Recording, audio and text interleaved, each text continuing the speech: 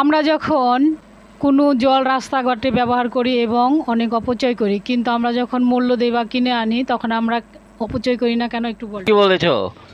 যখন তুমি জল কিনো বোতলে, তখন সেই জল অপচয় করতে তোমার দ্বিধাবোধ লাগে। আর যখনই তুমি ফ্রিতে পেয়ে যাচ্ছ কোনো জল, তখন সেই জল তুমি হাত পা ধোও, অপচয় করো, কোনো দ্বিধাবোধ লাগে না। তাই কোনো জিনিসই যদি আমরা ফ্রিতে পাই, সেই জিনিসের কদর থাকে না এবং সেই জিনিসের দাম থাকে না। তাই আমরা যখনই সেটা মূল্য দেই এবং পয়সা দিয়ে কিনি, তখন সেই জিনিস আর অপচয় করতে ইচ্ছা করে না। তখন আমরা সেটা সদ্ব্যবহার করি, খাওয়ার কাজে ব্যবহার করি। তখন আর সেই জল দিয়ে হাত পা ধুই না বা মাথা ধুই না বা পা ধুই না, কেননা সেই জলে আমরা মূল্য দিয়েছি। যেহেতু মূল্য দিয়েছি, সেহেতু সেই জলের দাম হয়ে গেছে এবং সেই জলটি মূল্যবান হয়ে গেছে। তাই কোনো জিনিসই যদি আমরা ফ্রিতে পেয়ে যাই, সেই জিনিসের আর কোনো দাম থাকে না।